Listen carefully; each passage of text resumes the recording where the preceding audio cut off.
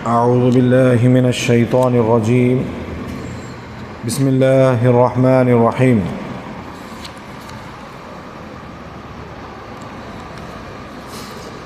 فتلقى آدم من ربه كلمات فتاب عليه إنه هو التواب الرحيم. قلنا اهبطوا منها جميعا فإما يأتينكم مني هدى فمن تبع هداي فلا خوف عليهم ولا هم يحزنون والذين كفروا وكذبوا بآياتنا أولئك أصحاب النار هم فيها خالدون. آدم علیہ السلام نے اللہ سے چند کلمات سیکھ لیے اور اللہ تعالیٰ سے توبہ کی. اللہ تعالیٰ نے ان کی توبہ کو قبول فرمایا. انہو هو التواب الرحیم، بے شک وہی یعنی اللہ تعالیٰ توبہ کو قبول کرنے والا ہے اور رحم کرنے والا ہے. اور اللہ فرماتا ہے کہ قُلْنَا اهْبِطُوا مِنْهَا جَمِيعًا، ہم نے ان دونوں سے کہا یعنی آدم علیہ السلام اور حوا علیہ السلام سے کہ تم دونوں زمین پہ اتر جاؤ، نیچے اتر جاؤ. فَإِمَّا يَأْتِيَنَّكُم مِّنِّي هُدًى، اور جب میرے پاس سے کوئی چیز تم پر ہدایت کی کوئی چیز آئے، فمن تبع ہدایا، اور جو اس کے اوپر اتباع کرے گا، جو اس پر عمل کرے گا، ہدایا تو اللہ اس کو ہدایت دے گا. فلا خوف علیہم ولا هم يحزنون، اور نہ ان کے اوپر کوئی خوف ہوگا اور نہ وہ لوگ غمگین ہوں گے. والذین کفروا وکذبوا، اور جنہوں نے کفر کیا اور جھٹلایا اللہ تعالیٰ کی آیتوں کو، اللہ تعالیٰ کی نشانیوں کو، اولئک اصحاب النار، اور یہی لوگ جہنمی ہیں، ہم فیہا خالدون، وہ اس میں ہمیشہ ہمیشہ رہیں گے. ابھی اس کے اندر جو بتایا ہے کہ آدم علیہ السلام نے اللہ تعالیٰ سے چند کلمات سیکھ لیے، اس کا مطلب یہ ہے کہ آدم علیہ السلام سے اللہ تبارک و تعالیٰ نے غلطی کروائی. کوئی نبی غلطی کرتا نہیں خود سے، اللہ تعالیٰ کی طرف سے حکمت ہوتی ہے. کیوں غلطی کروائی اللہ تبارک و تعالیٰ نے؟ کیوں کہ اللہ تبارک و تعالیٰ کو ایک بہت بڑا نظام چلانا تھا آگے. تو وہ جب ان سے غلطی ہو گئی تو آدم علیہ السلام اپنے رب کے پاس کھڑے ہو گئے شرمندہ ہو کر.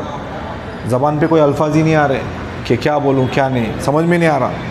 اسی ایک مثال کے طور پہ جیسے اپنا کوئی بچہ غلطی کرتا ہے، کوئی بڑی غلطی کرتا ہے تو باپ کے سامنے آ کے جب رکتا ہے یا کوئی بڑے کے سامنے آ کے رکتا ہے تو کس طرح سے معافی مانگوں سمجھ میں نہیں آتا.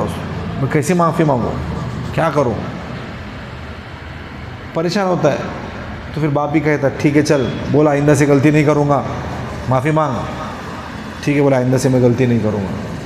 تو اللہ تعالیٰ سکھا رہا ہے، اللہ تعالیٰ قرآن میں کہ اللہ نے سکھایا ان کو الفاظ، تو وہ الفاظوں سے انہوں نے کیا کہ اللہ سے معافی مانگی. قرآن کی بعض آیتوں کی تفسیر ہوا کرتی ہے. سورہ اعراف 8ویں پارے کے اندر اللہ نے اس کے بارے میں بتایا کہ وہ کلمات کیا تھے. قالا ربنا، قالا کون تھے؟ دو جن تھے نا، آدم علیہ السلام اور حوا علیہ السلام.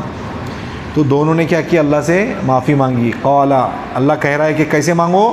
ربنا، اے میرے رب، اے ہمارے رب، ظلمنا، ہم نے اپنے آپ پر ظلم کر لیا.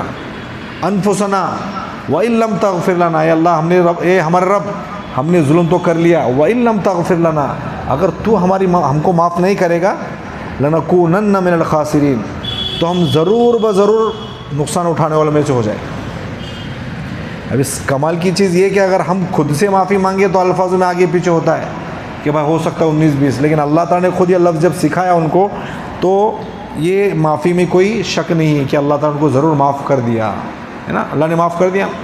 لیکن اس کے باوجود بھی، معاف کرنے کے باوجود بھی اللہ تبارک و تعالیٰ نے کیا کہ ان کو زمین پہ اتارا. کیونکہ پہلے جو اللہ تعالیٰ کا جو حکم تھا وہ حاکمانہ تھا. اب جو اللہ کہہ رہا ہے قُلْنَا اهْبِطُوا، زمین پہ اتر جاؤ، کیا مطلب؟ اب یہ حکیمانہ لفظ ہے، حکیمانہ الفاظ ہے. مطلب اللہ تعالیٰ کیا چاہ رہا ہے کہ ابھی اتنا تو کہہ دیا اللہ نے کہ زمین پہ اتر جاؤ. ابھی اللہ تبارک و تعالیٰ پر سختی نہیں کر رہا، یہ بتانا چاہ رہا ہے کہ ابھی تمہارے ذریعے سے مجھ کو نظام چلانا ہے. کیونکہ اللہ سے وعدہ کر کے آئے نا ہم لوگوں نے کہ آدم علیہ السلام سے لے کے خاتم تک کی سب کی روحیں جمع تھی، سب لوگوں نے وعدہ کیا تھا. الستُ بربکم، اللہ نے پوچھا تو کیا کہا؟ قالوا، بے شک اللہ، بلا تو ہی ہمارا رب ہے. تو اللہ نے آدم علیہ السلام کے ذریعے سے نسلوں کو پیدا کر کے یہ بتانا کہ بھائی تم کو زمین پہ بھیج کر اللہ تعالیٰ یہ بتانا چاہ رہا ہے کہ تم زمین پہ جانے کے بعد خواہشات میں رہنے کے باوجود مجھ کو رب مانتے نہیں مانتے. وہاں تو اللہ کی ذات سامنے تھی نا، صرف اللہ موجود تھا، وہاں کچھ نہیں تھا. وہاں نہ موبائل تھا، نہ ٹی وی تھی، نہ کچھ تھا، نہ کوئی ایسی گناہ کی کوئی چیز موجود تھی جس کی وجہ سے انسان گناہ پہ آمادہ ہو جائے. سب اللہ ہی اللہ نظر آ رہا ہے نا. مسجد کے اندر کوئی شخص بیٹھ کر یہ کہے کہ بھائی میں تو نگاہوں کی بہت حفاظت کرتا ہوں بھائی، بالکل دیکھتا ہے، تو کون سا کمال ہے بھائی؟ بازار میں جا کے بول کے میں نگاہوں کی حفاظت کرتا ہوں، وہ کمال ہے نا، صحیح ہے۔ کوئی نابینا شخص ہے، اگر وہ کہہ دے بھائی مجھ کو تو میں کبھی کسی مستورات کو دیکھا ہی نہیں، تو اس کو آنکھیں ہی نہیں کمال نہیں، لیکن آنکھ والا یہ کہے کہ بھائی میں کسی کی طرف نظر اٹھا کر دیکھا ہی نہیں، تو یہ اصل ہے۔ تو اللہ نے زمین پر بھیجا اس لیے تاکہ اللہ تعالیٰ نے آزمانا چاہتا ہے کہ بھائی تم زمین پہ جانے کے بعد اللہ تعالیٰ کے احکامات کو پورا کرتے نہیں، اپنے کاروبار میں رہتے، پانچوں نمازوں کا اہتمام کرتے نہیں کرتے، اللہ کے حکموں کو پورا کرتے نہیں کرتے۔ یہ اللہ تعالیٰ کا ایک تکوینی نظام ہے، اللہ جانتا ہے، اس لیے تو کہا نا فرشتوں سے اللہ تو کیوں پیدا کر رہا ہے، یہ تو زمین میں جا کے فساد مچائیں گے، تو اللہ نے کیا کہا، انی اعلم ما لا تعلمون، جو میں جانتا ہوں وہ تم نہیں جانتے۔ تو کیا کہا، قل اہبطوا منہا جمیعا، کہ زمین پہ تم سب اتر جاؤ۔ ابھی جمیعا کا تذکرہ ہے اس کے اندر، حالانکہ دو لوگ ہی تھے اس کے اندر، سمجھ میں آ رہی بات؟ تو آدم علیہ السلام کے پشت کے اندر، پیٹھ کے اندر قیامت تک کے سب لوگ موجود تھے اس کے اندر، تو کیا کہا، جمیعا سب اتر جاؤ۔ اور جنت میں رکھ کر اللہ تعالیٰ یہ بتانا چاہ رہا ہے کہ تم یہاں سے گئے ہوئے، قرآن کے اندر آخر میں آئے تھے، یا ایتھا النفس المطمئنہ ارجعی الی ربک راضیۃ مرضیہ، آخر میں تیسرے پارے کے اندر، تو ارجعی لوٹ آؤ، اے میرے بندے لوٹ آؤ، فادخلی فی عبادی وادخلی جنتی، میری بندگی میں داخل ہو، میری جنت۔ اب لوٹنے کی بات کب ہوتی ہے بھائی؟ ابھی کوئی شخص کہیں سے گیا ہی نہیں ہے، اس کو بول رہے بھائی آ جا، کبھی تو آیا نہیں، پونہ آ جا، پونہ آ جا، تو اس کو لوٹنا نہیں بولتے، آنا کہتے ہیں۔ اور کوئی اپنا بیٹا اگر سمجھ یہاں سے کہیں کام پہ چلا گیا، بیٹا کب لوٹ کر آ رہا ہے تو، یہ کہتے ہیں لوٹنا کہتے ہیں، مطلب یہاں رہ چکا ہے وہ، یہاں وہ رہ چکا ہے، تب اس کو کہتے ہیں کہ لوٹ کر آ۔ تو اس کا مطلب آدم علیہ السلام سے، آدم علیہ السلام کے پشت کے اندر آدم سے لے کے خاتم تک سب موجود تھے، اس لیے اللہ ہر بندے کو کہہ رہا کہ فادخلی فی عبادی وادخلی جنتی ارجعی، کہ لوٹا، ہر بندے سے اللہ مخاطب ہے کہ تو تیری جنت کی طرف لوٹا، کیونکہ تو اس کے اندر رہ کر گیا ہے، تیری کچھ غلطی کی وجہ سے تو زمین پہ چلا گیا، وہ تو آدم علیہ السلام کی طرف سے غلطی کروانا تھا، تو اللہ تبارک و تعالیٰ کیا کہہ رہا ہے کہ جنت پر لوٹا۔ کتنی کمال کی بات ہے، دیکھو اللہ تعالیٰ کی حکمت دیکھو۔ ہمارے استاد اس کے بارے میں ایک تھوڑا مزاحیہ شعر کہتے تھے کہ آدم کا دل لگ نہ سکا خلد بہار میں۔ خلد بہار کس کو کہتے ہیں؟ خلد مانے ہمیشہ رہنے کی جگہ کو۔ آدم کا دل لگ نہ سکا خلد بہار میں، جنت سے نکالے گئے ہوا کے پیار میں، مطلب جنت میں بھی نہیں رہے وہ، جنت میں ہوا علیہ السلام کی، مطلب اللہ تعالیٰ کی طرف سے حکمت تھی کہ اب جیسے دنیا کے اندر آنے کے بعد بولتے ہیں عورتوں کا مزاج ایسا کہ بولے آدم علیہ السلام کو جنت میں بھی نہیں رہنے دیے، ایسا نہیں ہے، وہ اللہ کا نظام ہے، اللہ نے ناقصۃ العقل بنایا ہے، وہ اللہ کی طرف سے بہت بڑا نظام ہے۔ تو کیا کہا، اللہ تعالیٰ نے آ کے فَإِمَّا يَأْتِيَنَّكُم مِّنِّي هُدًى، ہاں اس کے بعد جب تم زمین پہ اتر رہے ہو میرے پاس سے، تمہارے پاس جب احکامات آئیں گے تو جو اس پر عمل کرے گا، میری مان کر چلے گا، ہدایٰ فلا خوف علیہم، تو ان کے اوپر کبھی کوئی خوف نہیں ہوگا، ولا هم يحزنون۔ اس سے کتنی باریک چیز سمجھ میں یہ آ رہی ہے ہم کو کہ دنیا کے اندر کیسے بھی حالات ہیں، کتنی پریشانیاں ہیں، ارے یہ ہو رہا، مہنگائی بڑھ رہی، ان کی یا ایسا کر رہی، وہ ایسا کر رہی، سمجھدار ہے میں کیا کہنا چاہ رہا ہوں؟ تو لیکن اللہ کیا کہہ رہا ہے، فلا خوف علیہم ولا هم يحزنون، کون غمگین نہیں ہوں گے، کون خوفزدہ نہیں ہوں گے، فمن تبع ہدایٰ، جو میری بات مان کر چلیں گے۔ آج بھی بڑے بڑے اللہ والوں کو دیکھو، چہرے پہ بالکل ٹینشن نہیں رہتا ان کے، اطمینان سے رہتے، کیا کہ دنیا میں حالات چل رہے سکون سے، کیوں؟ کیونکہ وہ بولتے کہ بھائی اللہ کو مضبوطی سے پکڑ کے چلو، اللہ کے احکامات کو مضبوطی سے پکڑ کے چلو، کبھی کوئی پریشانی نہیں آئیں گی۔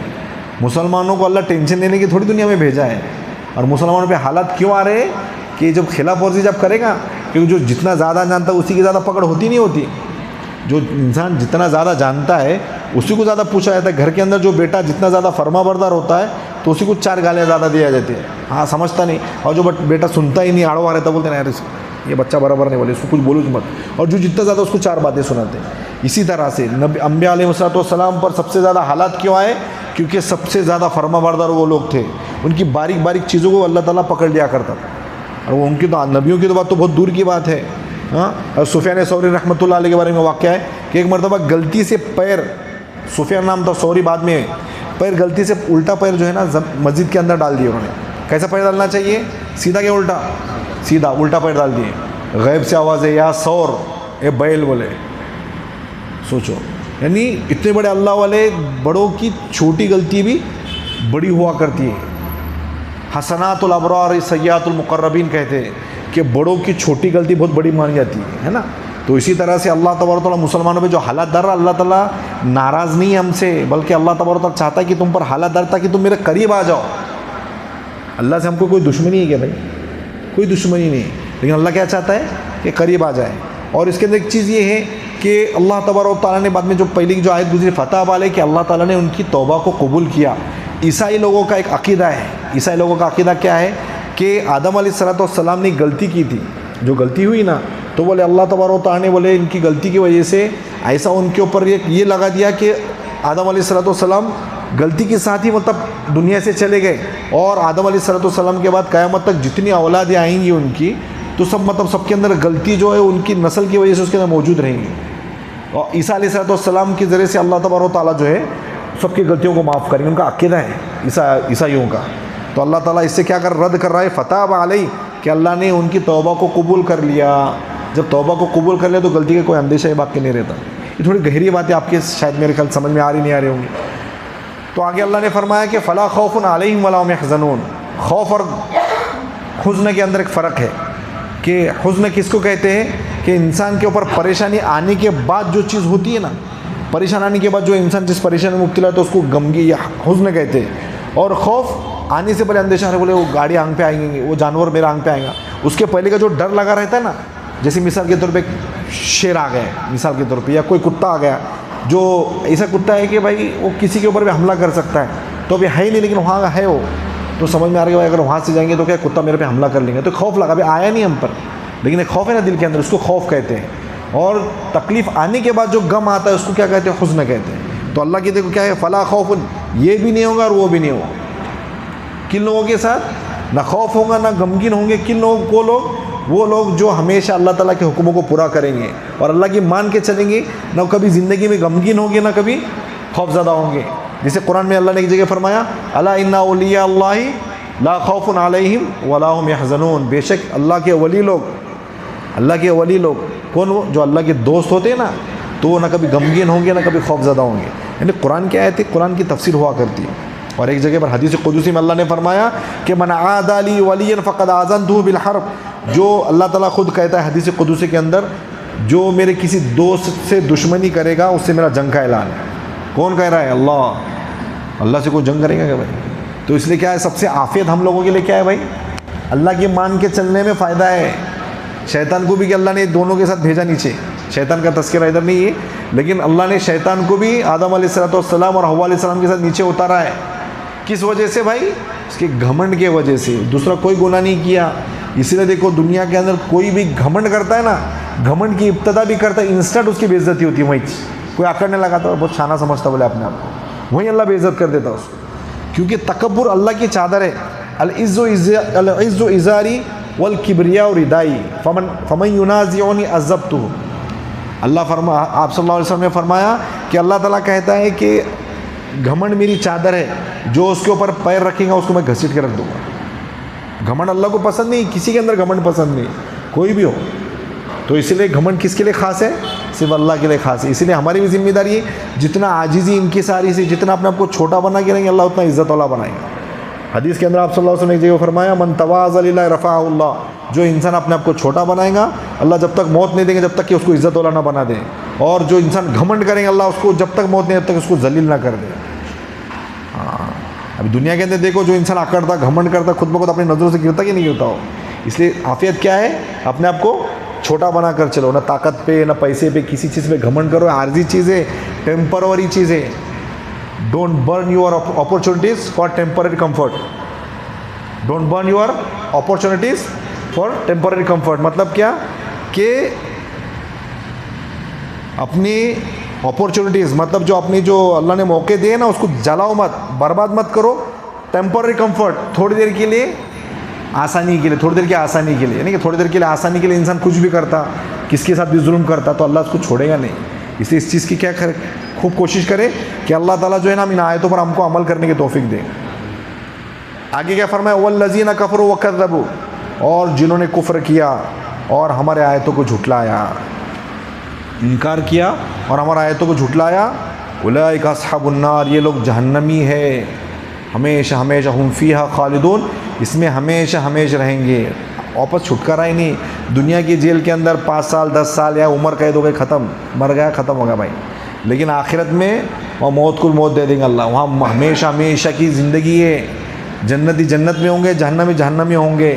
اس لیے اس بات کی کوشش کرے کہ تھوڑی دیر کے لیے اپنی زندگی کو برباد نہ کرے. تھوڑی دیر کی آسانی کے لیے، کتنا آسان زندگی اللہ نے بنایا.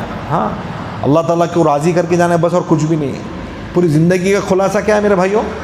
اللہ کو راضی کر لو بس. اللہ ناراض ہو کے ہم خوش نہیں رہ سکتے. دنیا کی تمام چیزیں موجود ہیں ہمارے پاس، لیکن اللہ ہم سے ناراض ہے تو ہم کبھی خوش نہیں رہ سکتے، بے چین کر دیں گے اللہ تعالیٰ. ومن اعرض عن ذکری فإن له معیشۃ ضنکا. جو اللہ تعالیٰ کو ناراض کرے گا، اللہ کے حکموں سے اعراض کرے گا، اللہ کی آیتوں کا انکار کرے گا، اللہ کیا کہتا ہے کہ ہم اس کی زندگی کو بے چین کر کے رکھ دیں گے. ہم چاہتے ہیں اسی زندگی، ہر کوئی چاہتا ہے کہ خوشگوار زندگی چاہیے. تو اس لیے اس بات کی کوشش کریں کہ اللہ تعالیٰ میری، آپ کے اور تمام امت مسلمہ کی زندگی عافیت والی گزارے. ہے نا، دنیا کے اندر دیکھو کیسے کیسے حالات آ رہے، لوگ پریشان ہیں. اس کی پریشانی کی وجہ قرآن میں بتا دیا. آپ صلی اللہ علیہ وسلم تو 1500 سال پہلے فرما کر چلے گئے، میرے جانے کے بعد جو قرآن کو مضبوطی سے پکڑے گا، ان احکامات کی پیروی کرے گا اور نبی کی میرے طریقے پہ چلے گا، تو اللہ تعالیٰ کبھی اس کو پریشان نہیں کرے گا. ظاہری اعتبار سے پریشان نظر آئیں گا، لیکن اندر سے سکون سے رہے گا. ظاہری اعتبار سے لگیں گے یار بہت ٹینشن میں، لیکن اندر سے اطمینان رکھیں گے اللہ اس کو. سمجھ رہے برکر؟ تو اس لیے ہم کو جو ہے، ہماری زندگی مختصر سی زندگی ہے، ہم کو قرآن کے مطابق چلنا ہے اور اس کے مطابق عمل کرنا ہے. کریں گے سفر کی فکر انشاءاللہ. اللہ تعالیٰ سے دعا ہے کہ اللہ تعالیٰ مجھے آپ کو ان باتوں پر کہنے سننے سے عمل کرنے کی توفیق عطا فرمائے.